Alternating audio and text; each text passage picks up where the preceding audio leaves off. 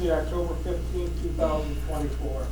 I pledge allegiance to the flag of the United States of America and to the republic for which it stands, one nation, under God, indivisible, with liberty and justice for all. Thank you. Motion to approve the agenda. Second. Have a motion and a second. All those in favor say aye. Aye. Can we go back to roll call? Oh, I'm sorry. Can I have a roll call, please? Park, you did it again. Goodchild. Yeah. Wick. Yes. Sturgeon. Yes. Bruns. Yep. Pick. Here. Motion to approve the agenda. I want a second. And we have a second. All those in favor say aye. Aye. Those opposed, the same. Motion carried. I'd like to welcome everyone to the chamber and our regular meeting for this month, all those watching on TV as well. Today we open with hearings. We have 4 of them today. Our first hearing is on the reverse osmosis water treatment plant project. At the October 1st, 2024 meeting, council set this as the date and time to hear public comments on plans, specifications, form of contract, and estimate of costs for the reverse osmosis water treatment plant project. The completed project will help address current high chloride discharges from the wastewater process. The new process will reduce levels down to 130 milligram per liter as the water leaves the water facility. The schedule is October 15th, 2024, public hearing to approve plans and specifications. November 21st, bids open at 1. December 3rd, award the bid. June 15th, 2027 for final completion. I'm going to open a hearing and ask for any written or oral objections to comments to the project. Any written or oral objections or to comments to the project? Seeing none, I'm going to close the hearing. The administration recommends council approve the project. Estimate for the project is $26,950,000 to be funded through bonding. Any questions, concerns, comments?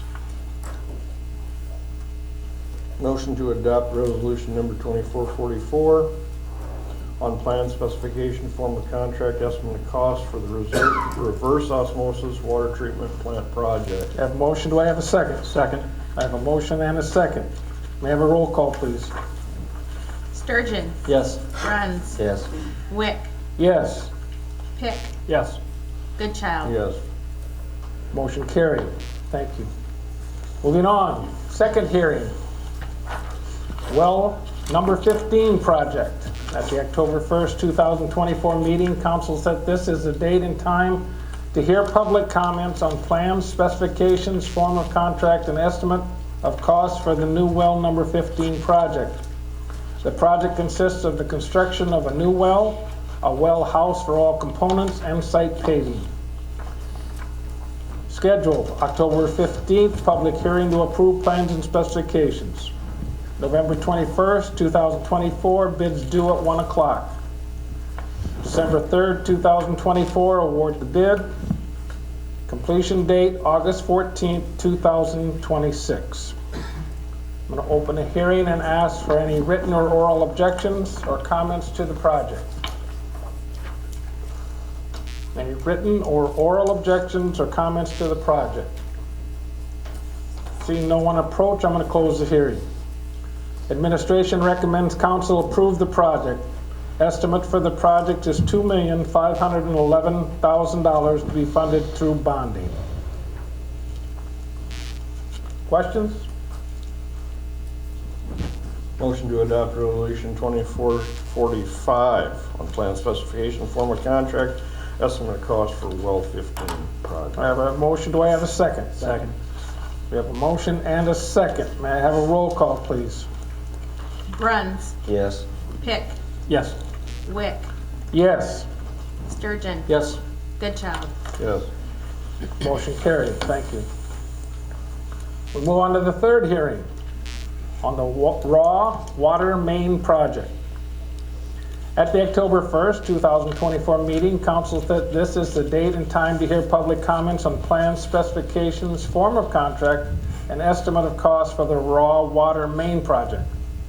The project consists of a new 12-inch water main from the new well number 15 to the raw water main at well number 14. The schedule is October 15th, the public hearing to approve plans and specifications. November 21st, 2024, bids due at 1 o'clock. December 3rd, 2024, award the bid. And December 14th, 2025 as final completion. Going to open the hearing and ask for written or oral objections or comments to the project. Seeing no one approach, I'm going to close the hearing.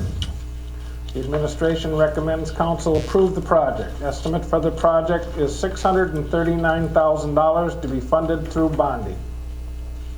Questions? How confident are you in these numbers in today's world? They're high. Michael Washburn, McClure Engineering. Yes, I hope they are high. The best we can do is monitor where other projects are coming in. To be honest, a lot of the horizontal work, paving, piping is coming in pretty competitively. Vertical construction still is high, seems to be, so we'll see. But we have some contingency built into the total budget. But yeah, it's I think with the vertical construction, it's not so much the building materials, it's electrical components, it's generators, it's all that stuff that is still, it's a long lead time, and so when you have long lead times on stuff, it gets expensive. But bricks and mortar, like if you look at the building cost index, bricks and mortar is, the inflation we saw through COVID has kind of come down a little bit, but the electrical components are still high. Yeah. Any other questions? Work dates are all, in terms of getting contractors and getting everything done, you're comfortable with that? Yeah, we've Completion dates?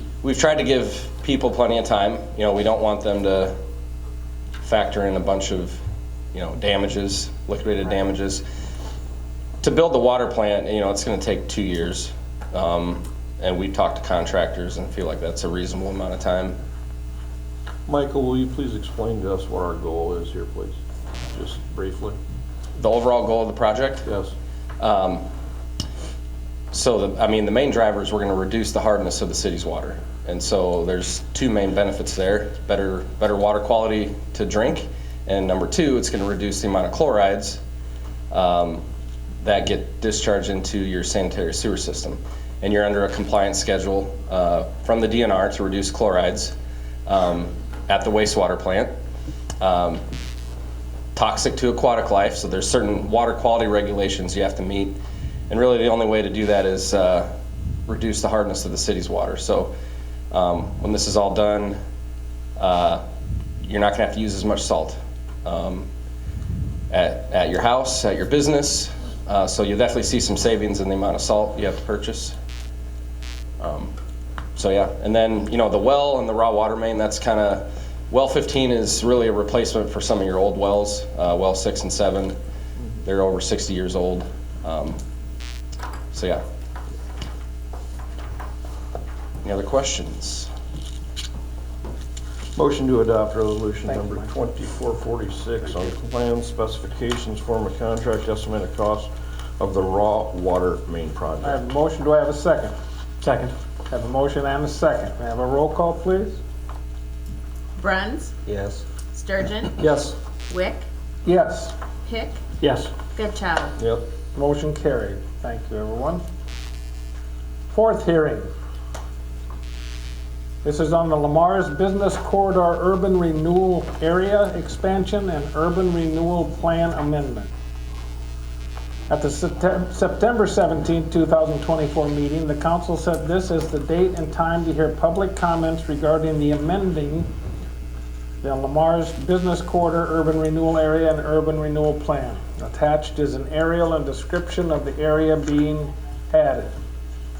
The Urban Renewal Plan Amendment adds two specific projects, the Lamar's Industrial Park 4th Edition and the Southview Industrial Park. Both subdivisions were recently completed. A consultation meeting for other taxing entities was held on September 30th, 2024 at City Hall. I'm going to open the hearing and ask if there are any written or oral comments to the expansion of the Lamar's Business Corridor Urban Renewal Area and Plan Amendment. Seeing no one approach, I'm going to close the hearing. The Administration and Planning and Zoning Commission recommend council approval. Nobody attended that consultation meeting. As in, Well, it's open to the county and it's open to school district. and they did not attend? Okay. And they did not, I had no contact with any of them, so they didn't have any questions. Okay. Any other questions? Then I would ask for a motion. Motion to adopt resolution 2447 to approve the Lamar's Business Corridor Urban Renewal Area Expansion and Urban Renewal Plan Amendment. I have a motion, do I have a second? Second. I have a motion and a second. Can I have a roll call, please? Goodchild, Yes. Wick, Yes. Pick, Yes. Sturgeon, Yes. Bruns. Yes. Motion carried. Motion to approve the first reading of ordinance 992 for the division of taxes levied on taxable property in the Lamar's Business Corridor Urban Renewal Area. I have a motion, do I have a second? Second. I have a motion and a second. I have a roll call, please. Wick, Yes. Pick, Yes. Goodchild, Yes. Sturgeon. Yes. Bruns. Yes. Motion carried.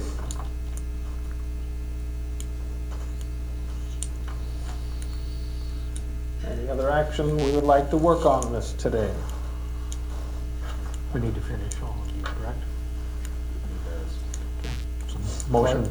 Clark, what's your feelings on waiving the second and third this time? I'll waive one of them, but I won't waive them both. Okay. So, Sorry, Brad, go ahead. It's all right. just so you know. Yeah, that's fine. I'd like to give people a chance to weigh in as much as possible. But I'm in favor of it, but I won't waive both readings. So in terms of a motion to waive, say that, how would we If do? there's a 4/5 vote, it's waived.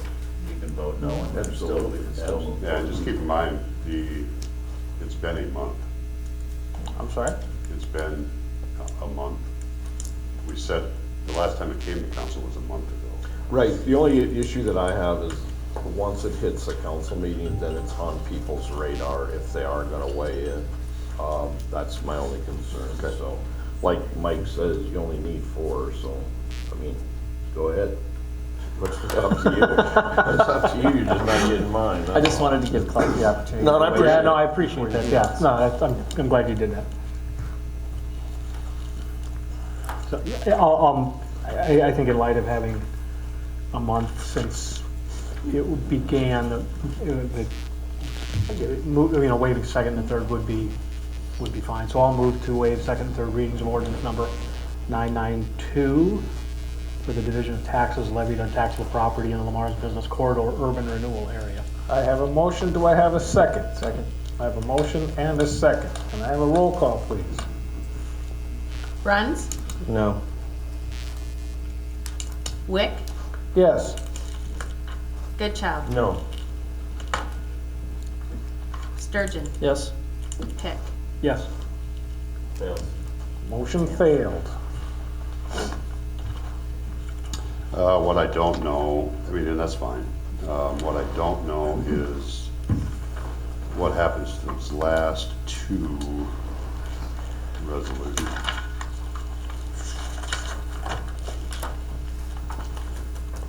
Because it did move forward, I don't know if we need to do those now or if they can wait. I would say we would wait. That's just me. And I look at those, just so you know, I look at those, they're kind of after the fact because we've already paid the bills. I mean, this, to me, it looks like these are something that should happen before we even spend any money on it. But like I said, Need to wait on those two until the ordinance is officially established and the urban renewal area is finalized, in my opinion, so. and that's fine. Yeah. Thanks, Mike. Okay. Moving on to citizens and general discussion. We have this time for any citizens of the community to approach. We ask you to identify yourself, address, and concerns. Remember, we cannot act on anything today, and we ask you to limit your time to 10 minutes. Thank you.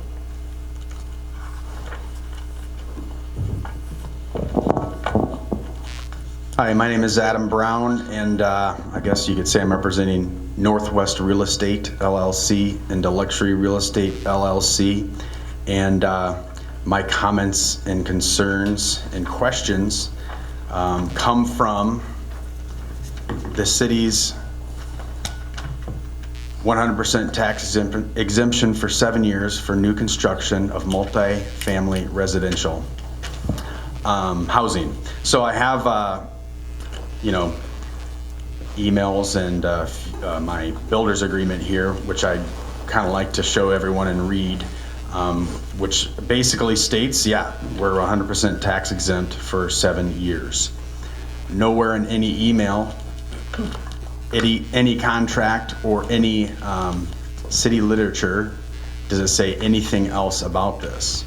So it was my understanding, let me rephrase that, not only mine, but other developers in the community understanding that we would get that full 7 years. I go to pay my property taxes for those 3 buildings, one at 1333 Holton Drive, 1355 and 1377 Holton Drive, and I find out that they raised the evaluation of each of those buildings close to $900,000 each, which this county says you owe tax on that raised evaluation. So the question was raised a couple weeks ago, well, where is that, stated in my builder's agreement with the city that is technically law? So kind of after going back and forth with the city and talking to an attorney, there still really wasn't a whole lot of clarification, and I still have a lot of questions, to which I'm now having to have a meeting with a lawyer on Thursday to go over this. And so, the people I talked to from the city are in this room. Also, the Plymouth County tax assessor, Jill Rankin, sent emails back and forth, to which, didn't really clarify. The only thing she really admitted in her letter that she sent back to me was that she made a mistake of how she was assessing these buildings in the taxes, and that she asked a colleague, quote, how to handle this. So if I have an agreement with the city that says I get a tax break from the county and nobody can give me a clear certified answer, then here I am. So those are my comments. I just needed more clear, a clear path to what this agreement actually means. And I think the reason is, let me just answer that. I think the reason is because it took a week and a half for anybody from the city to actually send an email back that had some kind of answer that still didn't make sense. Is clear that you guys don't know what this agreement is, in my opinion, which leaves us builders all hanging. We put up tens of millions of dollars, think we have a tax break, interest rates double, our insurance doubles, our per cost per unit of maintenance doubles, and then we turn around thinking, oh, we have a few years left on this tax break, and then I get a $33,000 tax bill this year that I was not expecting, along with 2 other developers. Us 3 are the first 3 since 1970 to build anything multi-residential in the city of Lamar's, because these orders were passed. No breaks, no building.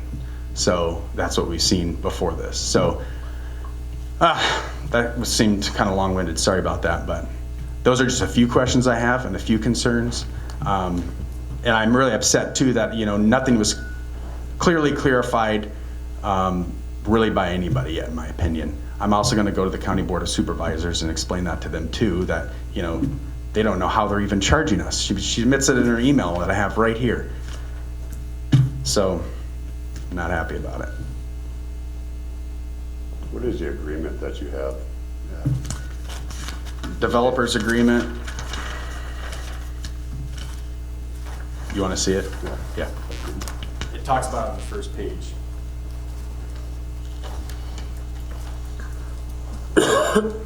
I also looked up the state code 404 that talks about this urban revitalization equal order, and it states in there that each city has the the right to approve what they want. So if you guys put it in all your literature and offer this to developers,